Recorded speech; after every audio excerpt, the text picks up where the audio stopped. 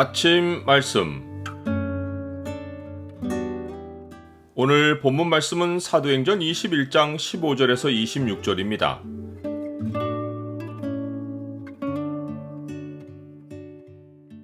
주 안에서 합당한 예절로 복음의 일꾼을 영접하라.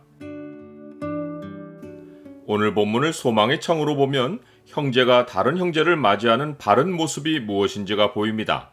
소망의 창을 보여주는 구절은 21장 17절입니다. 예루살렘에 이르니 형제들이 우리를 기꺼이 영접하거늘. 이제 바울은 예루살렘에서 일어날 미래 일을 주의 뜻에 맡기고 여장을 꾸려 예루살렘으로 올라갑니다. 하나님이 구브로 사람 나손을 예비하시어 바울과 일행이 예루살렘에서 머물 집을 마련해 주십니다. 드디어 예루살렘에 이르니 그곳 형제들이 바울과 일행을 즐거운 마음으로 영접합니다. 예루살렘에 사는 수만 명의 성도들 사이에서 바울에 대한 안 좋은 소문이 돌았지만 형제들은 바울과 일행을 기쁘게 맞이합니다. 그 소문은 진위가 파악되지 않았기에 들은 소문만으로 형제를 예의 없이 대하는 것은 성령 안에서 형제들이 보일 태도가 아닙니다. 바울은 로마서에서 주 안에서 성도들이 취할 합당한 예절이 있는 것을 언급합니다.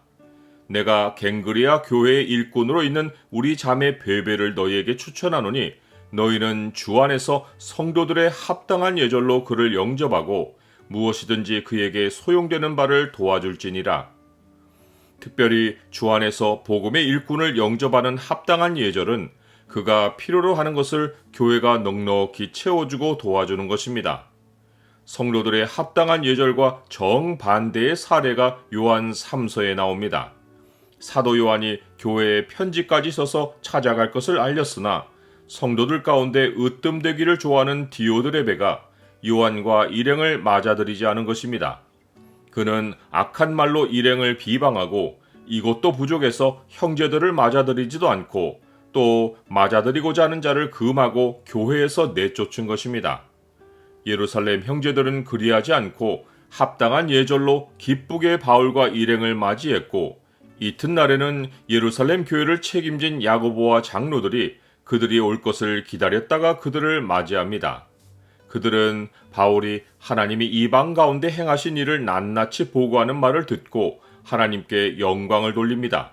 그러고 난 후에 그들은 예루살렘의 유대인 형제들 가운데 율법의 열성을 가진 수만의 성도들 사이에 도는 소문을 바울에게 말하고 해법을 제시합니다. 그 소문인즉 바울이 이방에 있는 모든 유대인에게 모세를 배반하고 아들들에게 할례를 행하지 말라고 했다는 것이고 또 유대인의 관습을 지키지 말라고 했다는 것입니다. 바울은 이런 일을 행하지도 않았고 가르치지도 않았습니다. 그는 어떤 바리새파의 믿는 자들이 이방인들이 그리스도인이 되는 자격으로 먼저 할례를 받고 유대인이 되어야 한다는 주장을 반박했을 뿐이고 유대인이 할례를 받지 말아야 한다고 한 적은 없습니다. 오히려 그는 아버지가 헬라인이고 어머니가 유대인인 디모데를 데려다가 할례를 행하여 유대인들에게 걸림돌이 없게 했고 그 스스로도 유대인의 관습을 따라 나시린의 서원을 이루려고 갱그레아 항구에서 머리를 깎았습니다.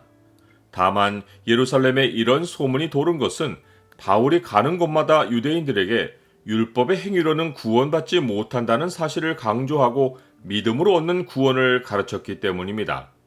사람이 의롭게 되는 것은 율법의 행위로 말미암음이 아니요 오직 예수 그리스도를 믿음으로 말미암는 줄 알므로 우리도 그리스도 예수를 믿나니 이는 우리가 율법의 행위로서가 아니고 그리스도를 믿음으로써 의롭다함을 얻으려 함이라. 율법의 행위로서는 의롭다함을 얻을 육체가 없느니라. 나는 어떤 성도에 관해 확인되지 않은 소문을 들을 때 그 성도에게 어떤 태도를 보입니까?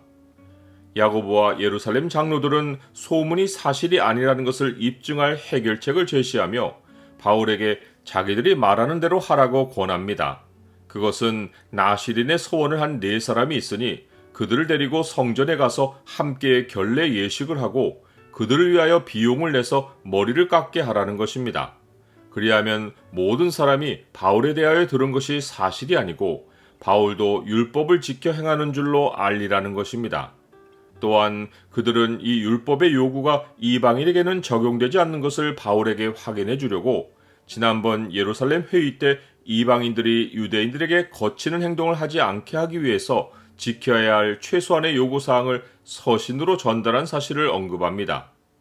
바울은 그들의 요구대로 네 사람과 함께 결례를 행하고 성전에 들어가서 각 사람의 결례 기간이 찬 것을 신고했습니다. 그러나 오히려 그가 성전에 들어가서 모습을 나타낸 것이 화근이 되어 믿지 않는 유대인들의 소동이 일어납니다. 스스로 오해를 해명하려던 시도가 문제를 해결하기보다 문제를 더 키운 것입니다. 오해로 인해 사방이 막힌 것 같은 일을 겪는 것은 스스로 바로잡을 문제가 아니라 하나님이 갚아주실 문제입니다. 내 영혼을 옥에서 이끌어내사 주의 이름을 감사하게 하소서. 주께서 나에게 갚아주시리니 의인들이 나를 두루리이다.